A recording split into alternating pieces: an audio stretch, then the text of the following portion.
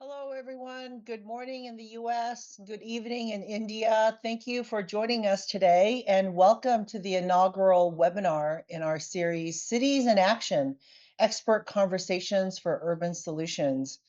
This series will run monthly from January to April and is jointly hosted by the Indian Institute for Human Settlements, or IIHS, and the Hixon Center for Urban Sustainability at Yale University. IIHS and Hixon will bring together experts from diverse fields to explore comparative approaches to driving sustainable changes in cities. We're going to look at topics from urban ecology, urban heat, urban forestry. I'm Karen Seto. I am the Frederick C. Hixon Professor of Geography and Urbanization Science at the Yale School of the Environment, and I'm the Faculty Director for the Hixon Center for Urban Sustainability. Most of my research focuses on understanding urbanization and how it affects the planet. I have served as a coordinating lead author for two IPCC reports, and I serve on a number of panels for the US National Academies. And my research has led me to conduct field work all around the world, including in Indian cities, where I've worked for over 10 years. So today, our first webinar explores the emerging issue of building resilient infrastructure amidst the challenges of climate change and rapid urbanization. Our two incredible panelists bring decades of experience developing and scaling urban infrastructure solutions across diverse contexts. Each panelist will give a brief presentation of their work, followed by a moderated discussion, and then there's going to be a Q&A where you, the audience, can ask questions to them. Please put all your questions into the Zoom webinar Q&A function.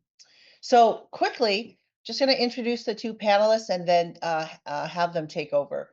So our first panelist today is David Kooris. He's the first executive director of the newly formed Connecticut Municipal Redevelopment Authority.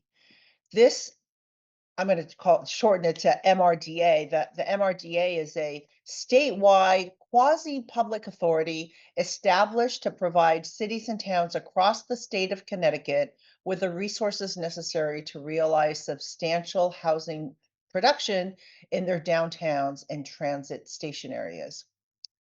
David previously held various public and civic sector positions focused on urban revitalization and placemaking, resilience and emissions reduction, and coordinated land use and transformation planning, including he has been the president of Stamford Downtown, board chair of the Connecticut Port Authority, deputy commissioner at the Connecticut Department of Economic and Community Development, director of resilience at the Connecticut Department of Housing, director of housing, director at the Office of Planning and Economic Development, and executive director at the Redevelopment Agency for the city of Bridgeport. That's actually just a short list of what he's done.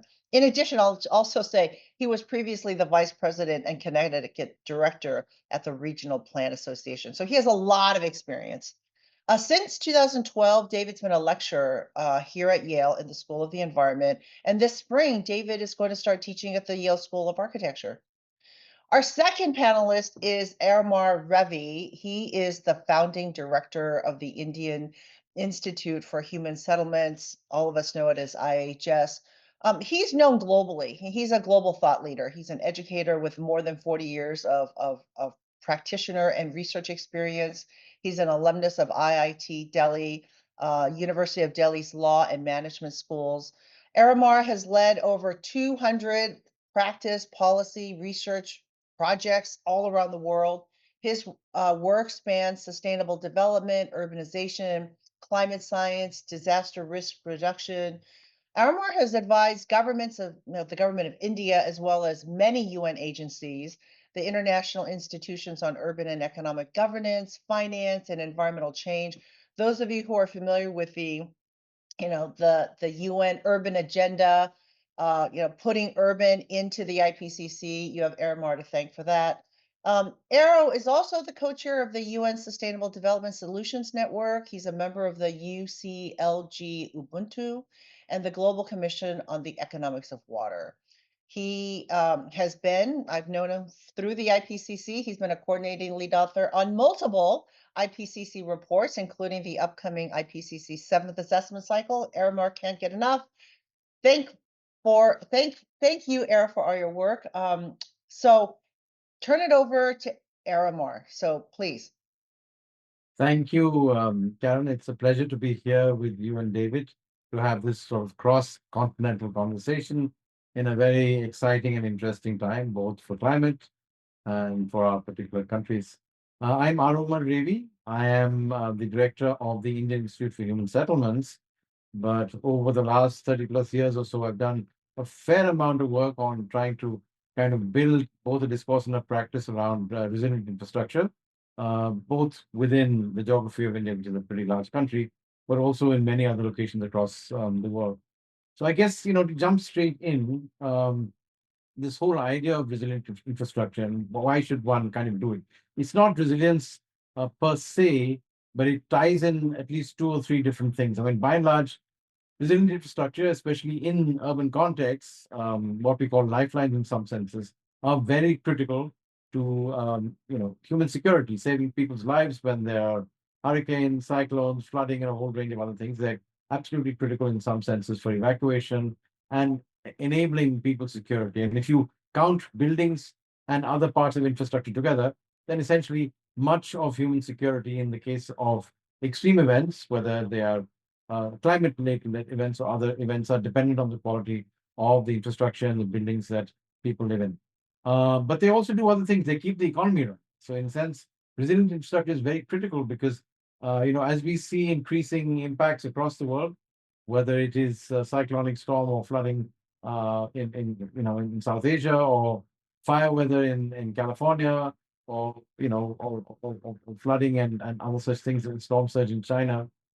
This is the critical thing that enables, in a sense, economies to recover and for them to run, because we know the risks are going to be exacerbated. They're going to increase in intensity exponentially in some senses, more than as climate as we go, and so we reach the 1.5 barrier and go on beyond that.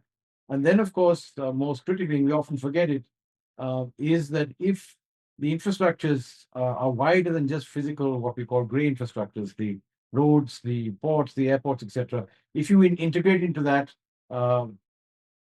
blue-green infrastructures or blue-green gray infrastructures, basically ecosystem services, then you have a completely new domain, because much of our food security, a lot of our water security across the world, and in some senses, the quality of air depends on how we're able to maintain our blue and green system, whether they're forests or the aquatic systems or marine systems, etc., that enable cities to be what they are. Because especially in a changing climate, resilience of ecosystems are absolutely fundamental. So if I reverse that order, you need to maintain resilient ecosystems and ecosystem services, not only within the city, but also in the regional landscape. That's absolutely essential to be able to maintain water security, food security, and of course, dealing with questions of air pollution. And then, of course, you have critical lifeline infrastructures that enable energy systems, transportation systems, and of course, today, in some senses, telecom and the internet have become basic needs, enable those systems to be resilient through everyday life, and of course, the extreme events we want to see. And then finally, human life is pretty important in this process. So if you bring all of those three things together, in a sense, you get the scope of what resilient infrastructure should be doing. But there is a particular challenge because, uh, you know, if you look at the world economy at the moment, it's about 100 trillion odd. The work that we did, and this was produced in a report that came out in 2023, the Global Infrastructure Resilience Report, and I co-led the economics and finance part of it. So, of the 100 trillion in terms of economic output, about somewhere between 800 billion to a trillion is lost every year because of risk. This is an important thing to understand and hold on to. So basically, about 1% of the world's economic output is lost because of risk. That's compared to about, economic growth is about 2.5, 3%. So you're actually gaining 2.5, 3%, and you're losing about, 1% a year. Now, as climate becomes even more severe, the amount of losses that we'll experience because of climate will increase significantly. So within that 1% loss, it's roughly broken down um, to about 60% of that is on infrastructure and about 40% of that is in building. That's an important sense to look at because infrastructures are very critical in that process, and economic development especially is very strongly influenced by what happens. So, for example, if you have a large storm or you have a storm surge, the loss of the physical infrastructure of, let's say, a power system, that is the power plants and transmission lines, etc., may not be as significant economically as the loss because of the interruption of power, which is the business interruption loss in some senses, which actually take down entire economies and could cause considerable losses. While in the case of the buildings, the losses of the buildings themselves may actually have a more direct impact than the operational losses that take place. So we need to unbundle these processes and try and understand uh, by better risk modeling, by better interfaces between where those risks are and where the economy and society are actually going, to be able to reduce what has now become more apparent to us as systemic risks. Because many of these risks are not individual events, especially as climate, becomes more and more severe. We have experiences across the world of what we call compounding and cascading risks. You start in one place, or you start with one particular challenge, like, for example, the fire that you see in California, or what happened in Pakistan maybe a few years ago, where you started with a drought, which is too little water, and then very quickly it becomes a massive flood that actually impacts tens of millions of people and impacts maybe something like 5 to 10% of the gross domestic product of a particular country.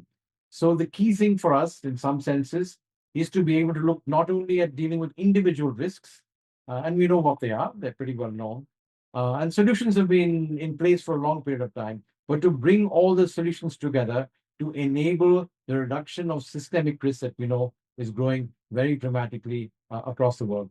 There's an additional challenge, and that is pretty much across the world.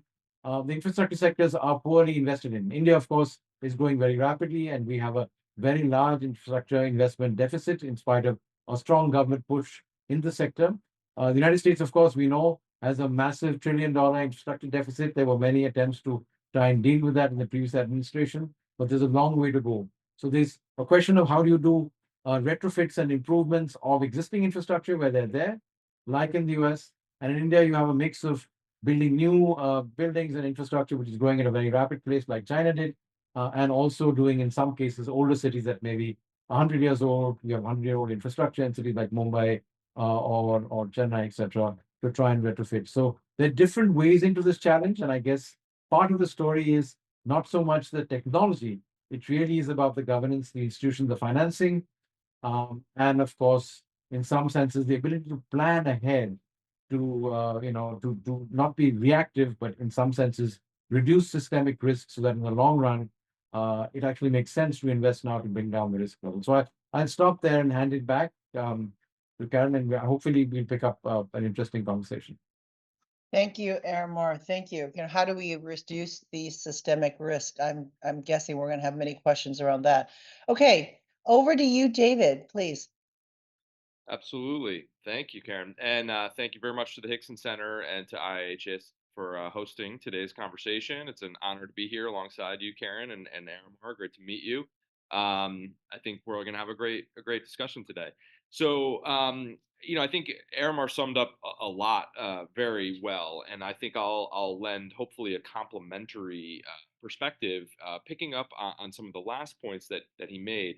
A lot of my work has been in communities large and small, cities at the metropolitan core versus smaller ones at the metropolitan fringe, helping think through resilience strategies and a path towards infrastructure investment and achieving that in relatively near term. And what I'd like to share today is, I think, some of the common challenges that I've encountered, but also some of the opportunities. And hopefully, you'll hear some of the consistent themes with what Aramar shared.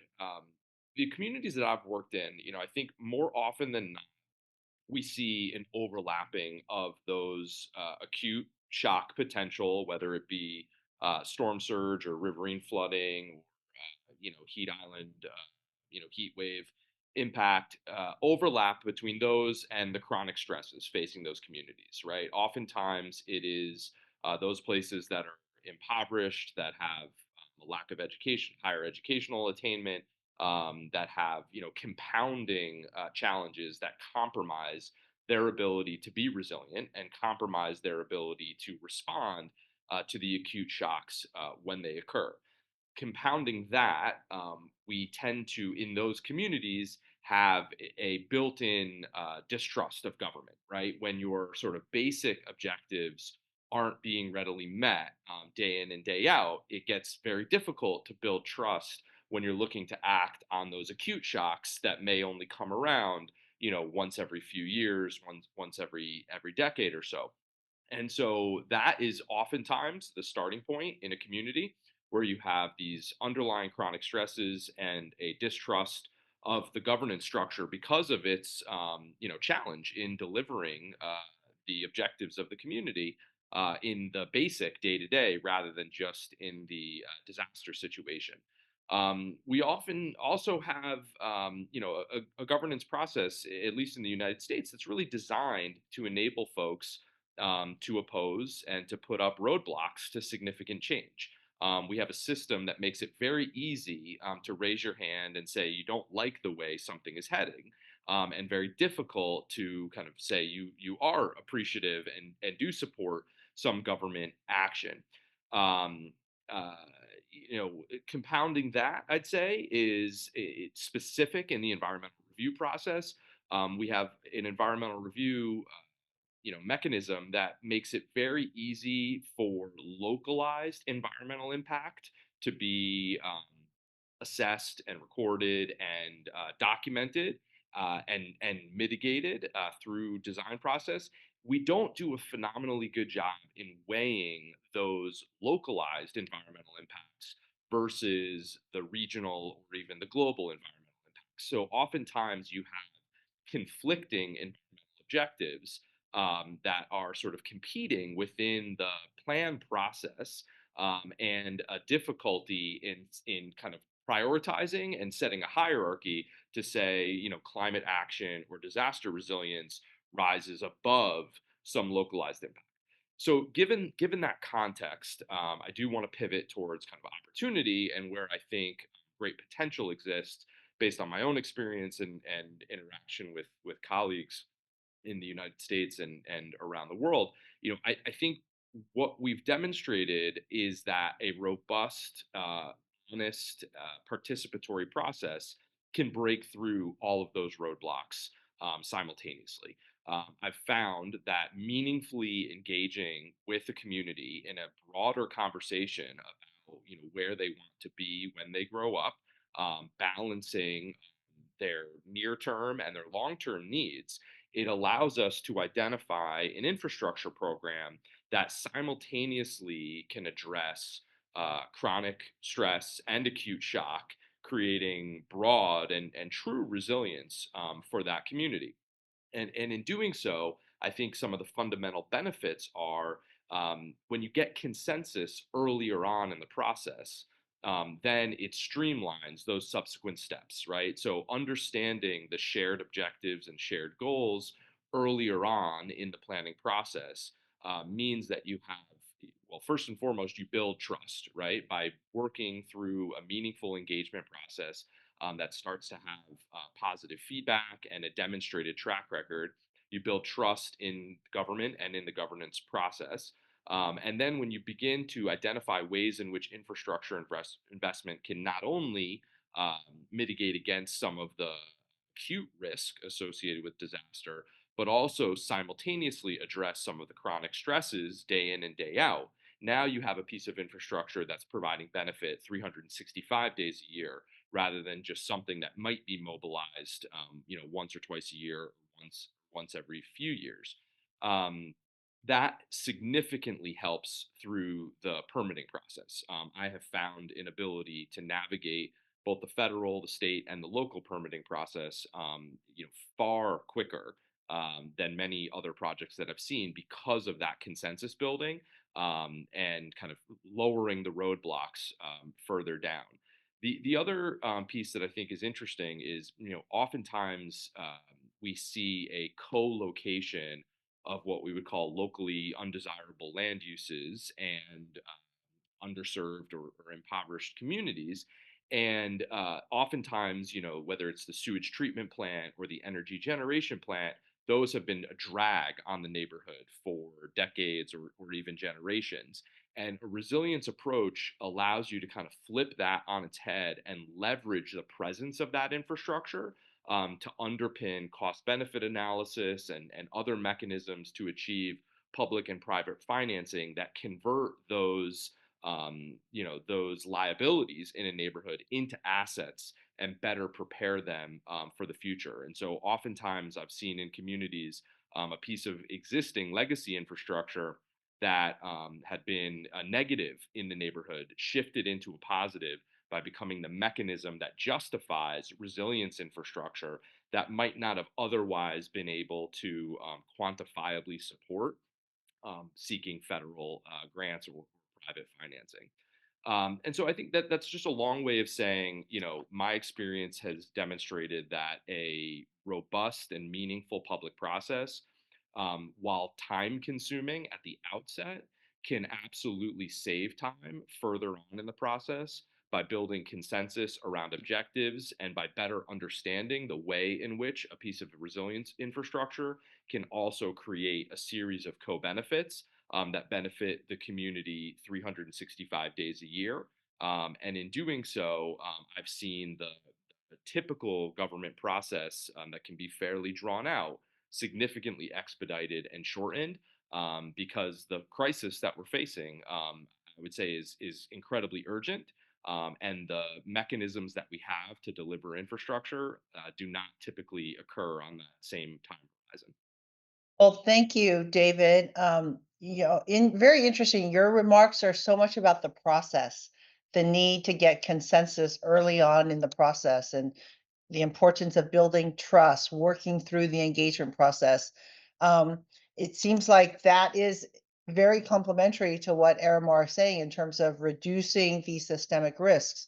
I'd like to start with a question for both of you, and something that I know Aramar has asked quite a bit at the IPCC. So you're gonna expect this coming, Aramar, which is um, what do you think policymakers should do on a Tuesday? What advice would you give them that they could do immediately to reduce these systemic risks, to build consensus early on? Like, what can we actually do right now to start reducing our our risks in our cities? Well, that depends on which part of the world you're in. I think the most important thing in our part of the world is just basically making sure that services are available to everyone. So whether it's water or power, and this is true, I guess, because many American cities are also experiencing inequality.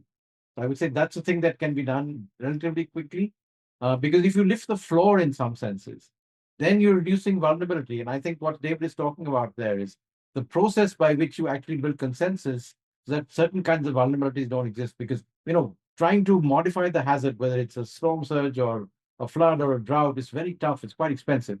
But reducing vulnerability is a good way of doing it. Also improves people's lives, their livelihoods, and if you're in a political system where people have to get re-elected, it actually helps local leaders. So I would say actually improving services makes a big difference. Universal coverage, improving qualities, service quality, etc. It helps build a positive spiral. So your revenues improve, you can reinvest, you have more money to spend on operations and maintenance. But that's not enough. You have to plan ahead. And that's where I think, all the other processes actually start. First, accepting that there are risks. In many parts of the world, people, they're completely blind to the fact that you have risks. You have airports sitting in floodplains. You have, power plants in other places which are highly exposed.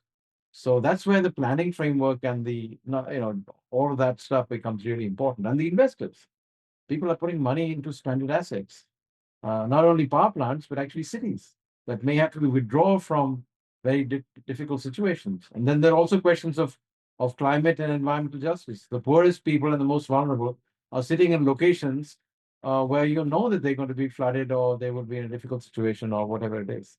So those are embedded in the way that land markets work. But let's hear what David has to say about that.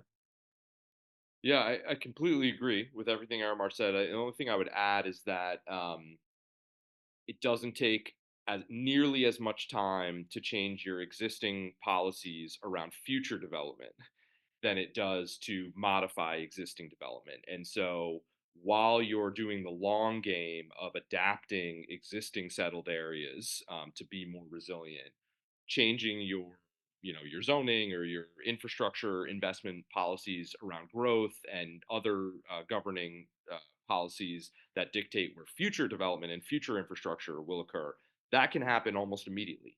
Which isn't to say that it's not without political challenge, because deciding who gets to grow and what neighborhoods can persevere, and which need to start to be curtailed is an incredibly difficult conversation. But changing your zoning to prevent the development in the risky location is far easier than adapting the existing settled place. That's what doctors tell us, right? Preventative Yep, medicine is better than for dealing sure. with it after you have it. So, I was looking up the latest numbers on urban climate finance, and according to, I think it's the Climate Policy Initiative, Right. 2022, right? 800 billion, more than 800 billion of urban climate finance. That's doubling from 2017. But as you mentioned, Aramar, very little of that is actually for urban adaptation. So this is related to a question that was put in the chat. How can we leverage the private sector investment for climate adaptation, especially in the water sector, given that there's so little? Well, I mean, the challenge, of course, is that some things are not financially viable. I mean, we have to accept that certain kinds of services, especially environmental services, primarily because they're not internalized in our metrics, are not commercially viable. So if they're not commercially viable, they will not be supported by the private sector. That's kind of, that's an oxymoron in some senses. So there will be some things that will have to be provided by public services. The question then is, how do you finance that? From the city and the city's own finances, does it come from federal, or in our case, central funding as far as it's concerned?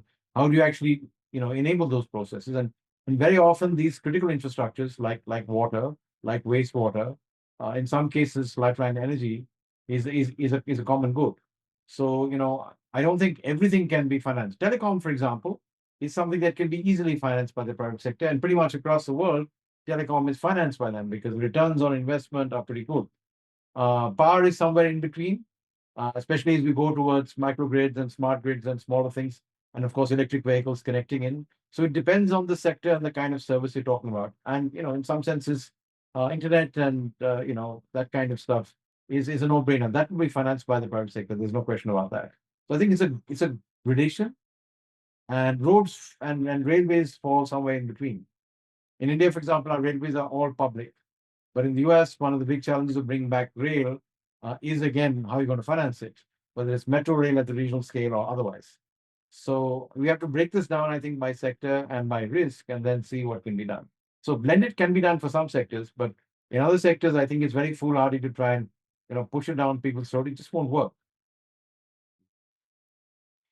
Yeah, I would just add that in Connecticut, as well as a lot of other places right now, we're trying to think through this mechanism of how to finance resilience infrastructure, and it's not purely private, I would say, but we are thinking about ways in which we can shift money that might otherwise be going to the private sector in the form of insurance, and shift that into the resilience infrastructure. And so we're looking at various versions of tax increment financing districts, to say, not only will property values enhance in some areas that have, been the beneficiary of resilience infrastructure, but the need for certain types of insurance should diminish. And so if you're paying, $1,000 a year to a private insurance company today, and that can go down to 200 because you're the beneficiary of a public uh, resilience infrastructure mechanism, well, there's $800 there that gets freed up, and maybe you can split that essentially with the property owner. You get to keep 400 that you were otherwise paying,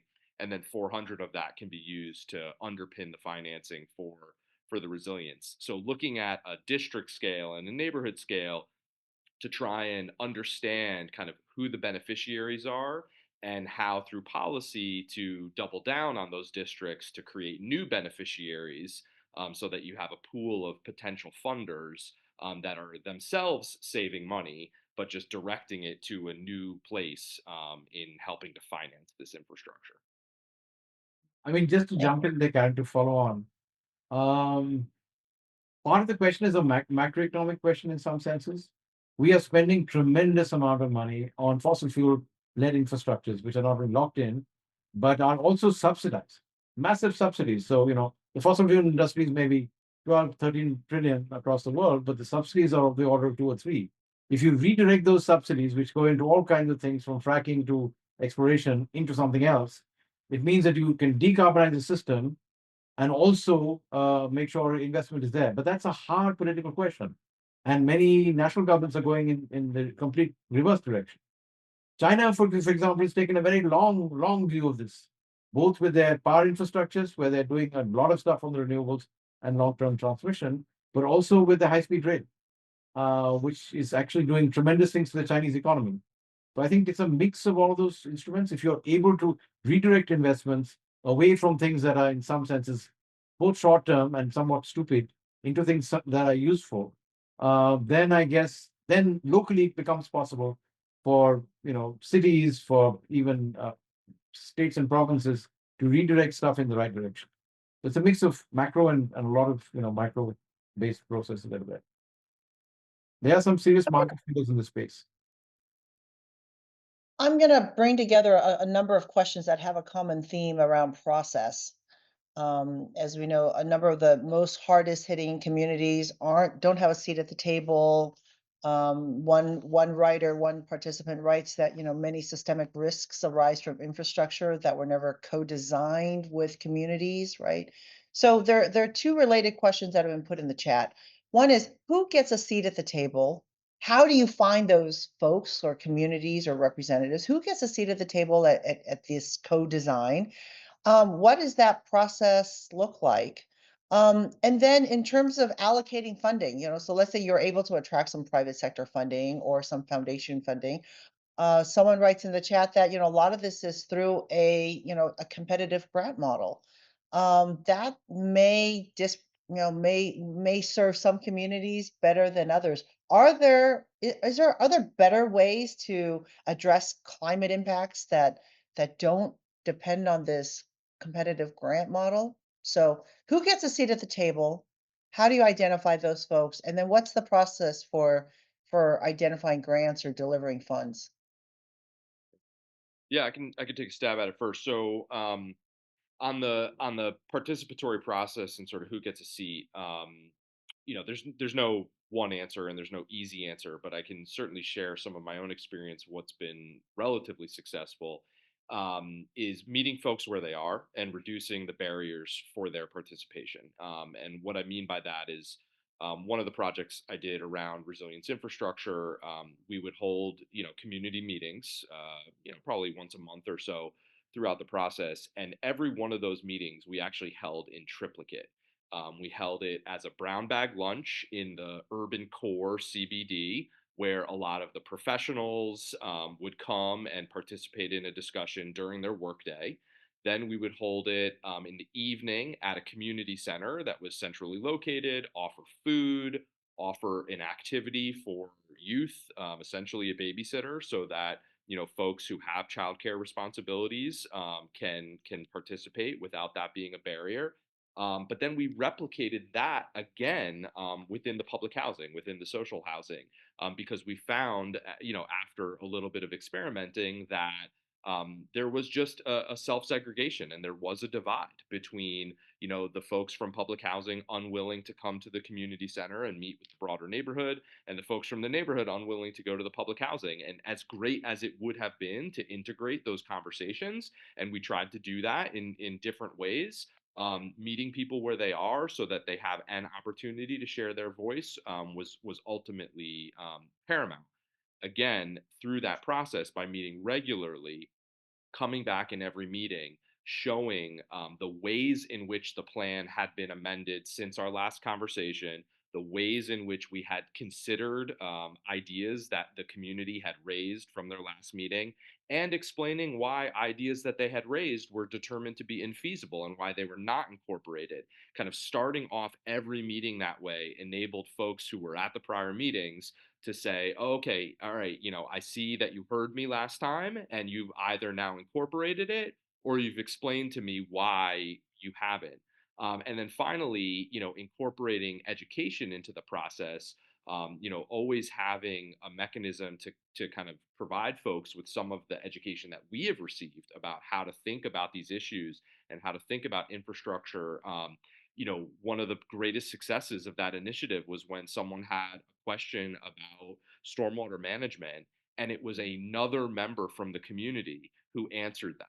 And seeing the community interacting with one another in the conversation and the consultants able to step back and allow the process to play out without our direct intervention meant that we were building a different kind of resilience in the community and giving them the tools they needed to address these issues going forward when we weren't there.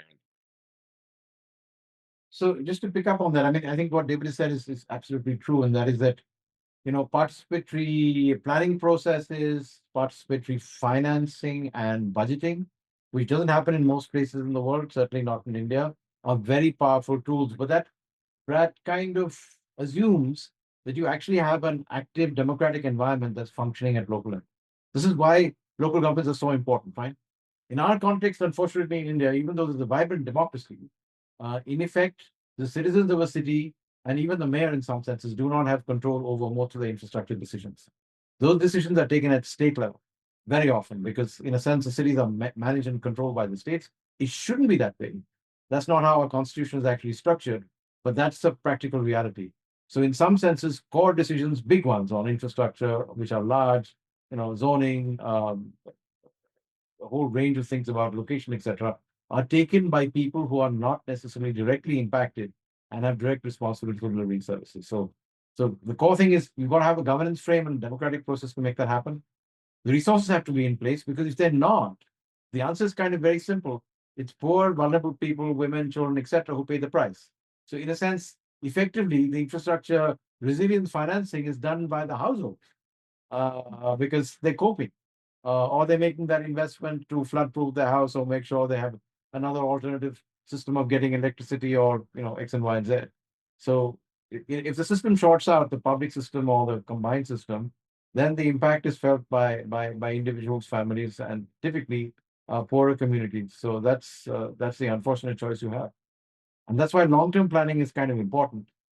But these processes have to be institutionalized, and you have to have a culture of trying to make that happen. Because, like I said earlier, there are many ways of cutting this cake. One, of course, is reducing vulnerability. Very often, that's about making sure that public infrastructure, public systems actually deliver, or if they're private infrastructures, they're universal. But there's also a question, like David was talking of, building the capacity of institutions, of the state, of local government, and of communities to work together. Because eventually, that's what's going to make a difference. No single institution is going to be able to solve this problem. It's systemic. If it were not so, it would have been solved a long time ago. Yeah, that's a good point. Sorry, there's a loud emergency car outside my office. Okay, now that both of you have brought up elections, I'm going to pivot to a different question that's been brought up in the chat.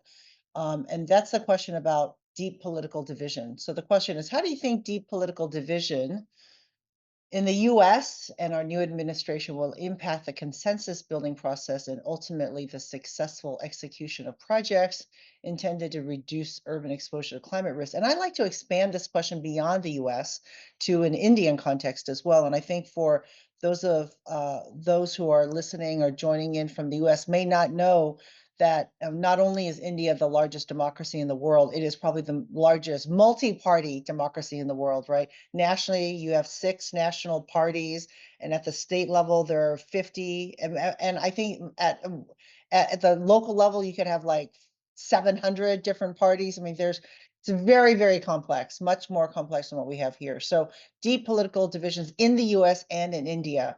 How will that impact consensus building and building trust in both countries? I'll share a pessimistic and an optimistic assessment. On the pessimistic side, you know, I do often question whether or not the processes that I've been involved in that have been so successful can occur in today's environment, right? So much of where I've seen success is people with different perspectives sitting around a table together, understanding each other's viewpoint and finding some middle ground. And that is getting harder and harder and harder. On the optimistic side, I'll say I've been thinking a lot lately and interacting with some colleagues around the way in which we approach the discussion. And I think there is an opportunity, and I don't know, maybe this won't sound like an opportunity to everyone, but it seems like one to me, to just completely rethink the way we talk about these issues, and to take a step back and to better understand the ways in which topics resonate with individuals. And what I mean by that is there's a growing set of research around what issues motivate people, right? And what issues will drive action. And it's not always what we think as academics or as government practitioners.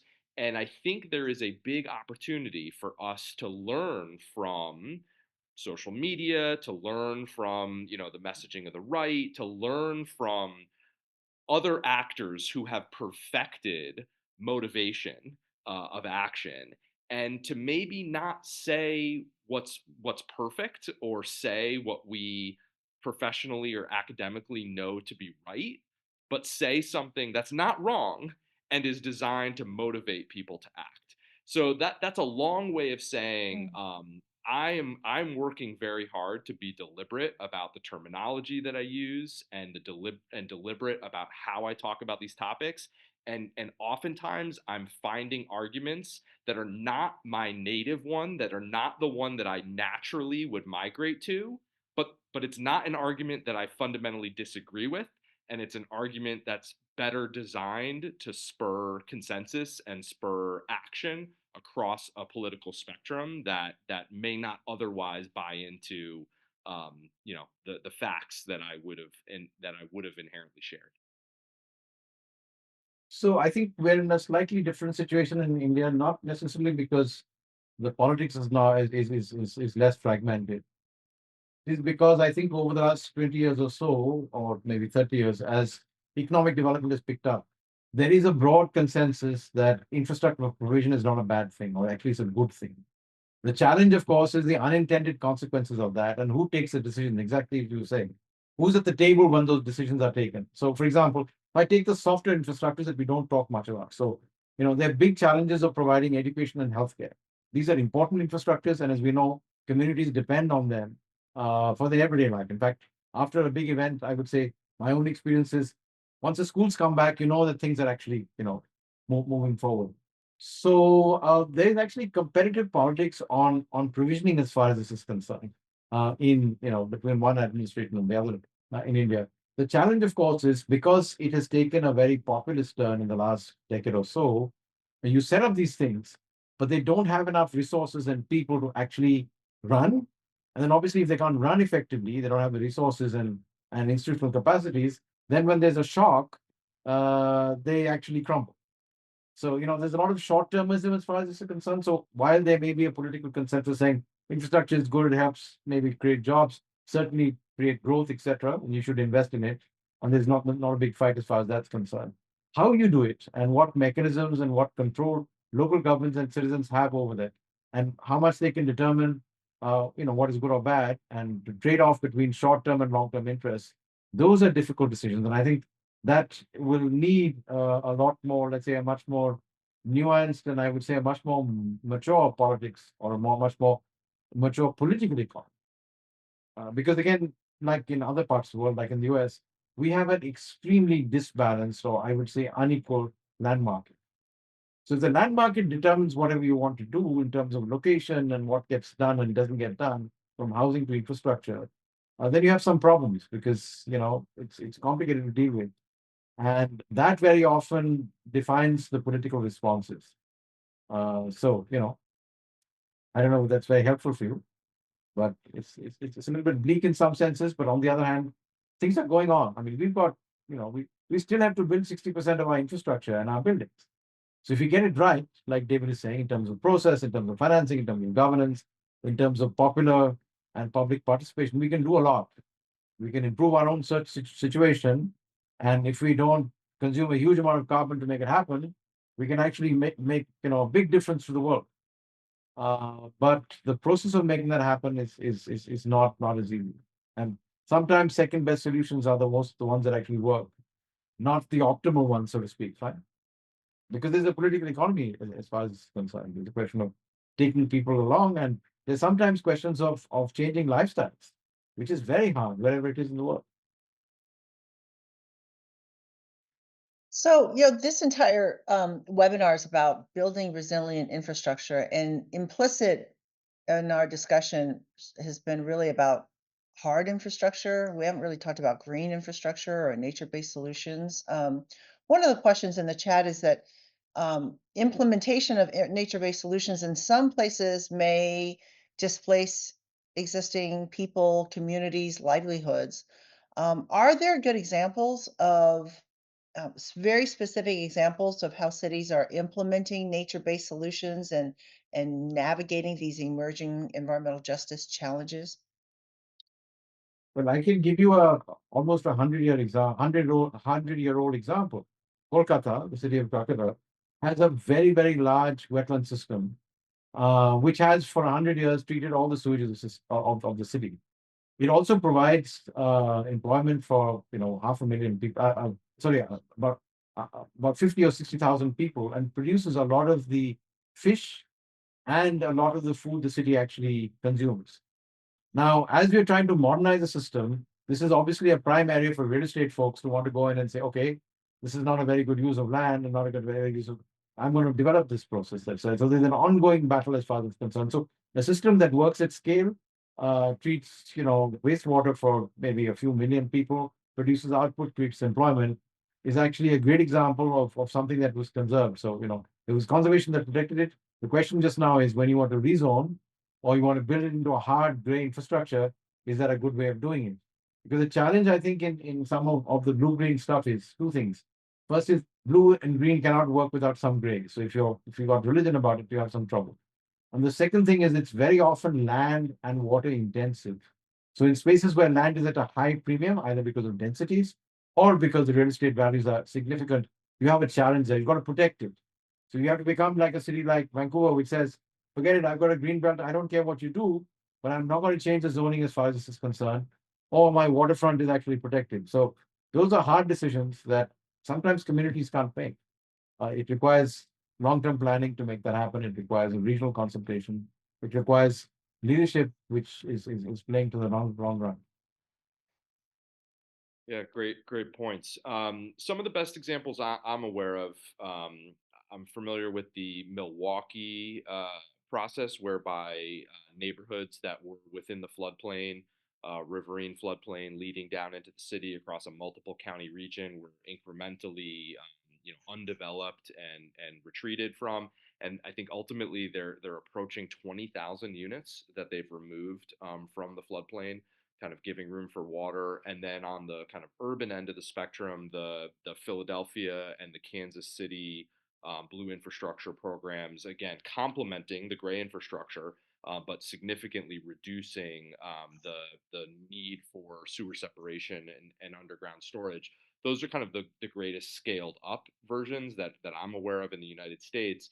But I would add, just I think the way Aramar summarized the kind of value of land spectrum and the land intensity, I think is a great way to think about it. It is a spectrum, right? There exists places where there are single family cul-de-sacs in vulnerable areas for which retreat is an obvious approach, versus Wall Street and Lower Manhattan on the other end of the spectrum, which we're obviously never going to walk back from. And so fortification and gray infrastructure becomes a necessity. And in the communities I've worked in on this issue, I've worked very hard to try and help them understand that there is a spectrum, and so we need to figure out on really a block by block basis kind of where we exist on that spectrum. And one of, I think, the most interesting positive feedback loops in this discussion was a coastal community, the city of Bridgeport in Connecticut, talking about flood risk reduction infrastructure, and there was conversations about putting up a wall, and we looked at doing that out on the coastal edge, and it would have had to have been 23, 24 feet tall to accommodate storm surge and wave action.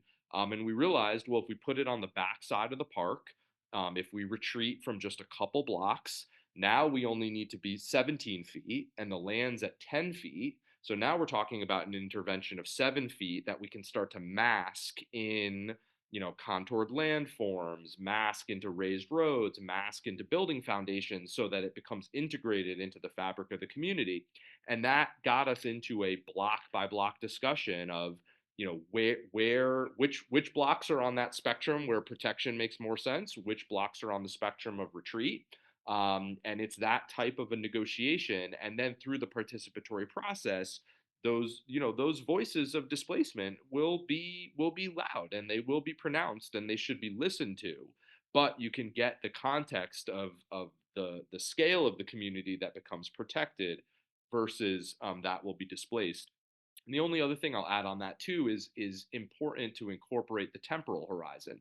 I know there was some recent work in Norfolk, Virginia, around coastal resilience infrastructure, and the neighborhood that was protected was only designed to be protected over, I think, a 30-year horizon. There was a recognition that that intervention was medium term and not long term, but it persevered that neighborhood enough to make the transition and the retreat more palatable, to allow it to play out over a longer term, to allow that portions of the city's tax base to be mobilized for other adaptation efforts. And so, there's that temporal axis as well that needs to be considered. And integrating resilience infrastructure into a neighborhood may be just to buy you 10 or 20 or 30 years, not 75 or 100 on a block by block basis. I want to, you just mentioned temporal. I want to go to this issue of, the speed of response. There's a question in the chat. Given the challenges faced by many countries, government action on climate resilience is often slow. How can civil society organizations effectively leverage global frameworks, right? UN frameworks, international partnerships to drive change locally. So what can be done to really harness more international frameworks, global conventions to harness action at the local level to speed things up? So, Karen, you know this. I think one of the first and most powerful things is actually making the risk information available at local level. And that's easy today because the science is fairly well known, the models can run. Of course, in the climate space, we need to downscale. We need to downscale deeply. But hopefully, with some AI, quantum computing, etc., in the next 5 to 10 years, this is an entirely technically possible task. On the hazard risk side, the challenge I think is on the vulnerability end of it, right? Because the vulnerability is embedded inside the communities, inside the institutions, and the processes as far as that's concerned. And the global frameworks can't address that. That has to be built up block by block, like David is saying, community by community, across the entire landscape. I mean, we are talking now, in some senses, largely focused on metropolitan examples. But the opportunity actually lies in smaller communities and smaller towns in the landscape. So if the landscape then becomes a landscape of greater resilience, decarbonization, then it becomes much easier for the larger high-risk areas like lower Manhattan or Mumbai or Bangalore for that matter, which concentrate risk to be dealt with. So I think it's a question of using a lot of top-down information risk that's there, but also building up the community-based resilience and the responses that will have to be local. I think the most dramatic examples of shifts that I've seen have actually been led by a mix of foresight and actual local action. I'll give you an example. In 1999, I led a process of we had a huge super cyclone, a very big hurricane, a Cat 5 event, 250 kilometers per hour, which basically we lost about 10,000 people in the state of Odisha. Actually, about maybe another 20,000 were lost. We couldn't find them. So storm surge, which is 12, 15 feet going 35 kilometers inland. So many of us spend a lot of time helping build that reconstruction plan, but the most important part of that is building the institutional capacity to respond at the state level with this, state government, local governments, etc., and building the infrastructure so that people can take shelter when they needed to, and also evacuate that. If you fast forward 14 years later, 10,000 dead for sure, actually more, closer to 30,000. Another cyclone, similar, slightly less intensity, similar space that was impacted. Just 36 people died. Why? Because we were able to, because of early warning and a whole range of processes that David talked about, of building trust in communities, building trust in governments and political representatives to move 1.5 million people out of high risk areas. Now, this is an early warning story. The question, I guess, is can you extend this into looking at long range processes where you have to build enough trust that you can move entire villages, communities, or even cities back from high risk areas, whether it's heat or fire weather or it's drought or whatever it is. That's a hard question. We don't have very good examples of that in many parts of the world, and it had to be pretty quick because we're getting to 1.5, and before we actually realize it, we might be at 1.8 and 2, and that's when the absolutely non-linear processes will work, where the Catskills will not be able to protect New York, where the Thames Barrier will not be able to protect London, and in other places of the world where you don't have much resources, things are going to get pretty scary and rough. I'll just add briefly, leveraging global networks for positive precedent. I think is huge, right? I don't think we do enough to amplify success stories and show the ways in which these types of infrastructure, which may be perceived locally as being detrimental, as reducing value, as changing character, highlighting places where the implementation has lifted up communities, has added value, has made them more prosperous and higher quality of life. Being able to point to those successes is something that I think we should all be trading stories on. Okay, we're out of time. Before I wrap up, I would like to ask you each one last question, a positive note, and on a positive note. What is one tangible example that gives you hope that we are moving towards a more resilient urban future? And while you're thinking about that, I'll just thank everyone for joining us today and let you know that a recording of this webinar is going to be available on both the IIHS and the Hixon websites within about a week. And that I hope to see you next time we meet, which will be Tuesday, February 25th, for our panel on urban hydrology. So, Aromar, David, your last words. I'll go very local. For the first time in Connecticut in 50, 60 years, we're investing in coastal infrastructure for resilience at scale. And so the way in which Stamford was protected in the 1960s, New Haven and Bridgeport will now be protected to allow those underserved communities to prosper for another generation. Okay, thank you. So I'll do the inverse. I'll go regional to global. So in 2017, at IHS, we started a process of helping build an international institution called the Coalition for Disaster and Climate Resilient Infrastructure. Now, the interesting thing is, this institution is not headquartered out of Geneva or, whatever it is, or London or New York. It's actually headquartered out of New Delhi. And its primary focus is now, with funding from the government of India, from the US government, and lots of other governments, there are about, I think, 70 or 80 members from across the world. At the moment, it's focused not only on the developing world, but actually on the SIDS. Its biggest programs are on the island states, in the Caribbean, in the Pacific, in the Indian Ocean, because those are that are most at risk. Now, it's early days because COVID came in between, but I think this kind of process where you're bringing together experience from across the world, you're bringing resources together, but most important, technical experience of what actually works to build better, resilience on the governance side and to actually do, both hard and soft infrastructure is very critical because it's not only about resilient infrastructure, it's also changing the discourse to move it to infrastructure for resilience, right? Both soft, hard, and the intangible in some senses, like we've been talking about just now.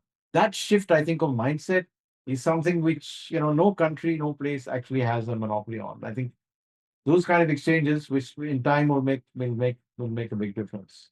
So yeah. Wonderful. Thank you both. And thank you all for joining us and see you on the 25th of February.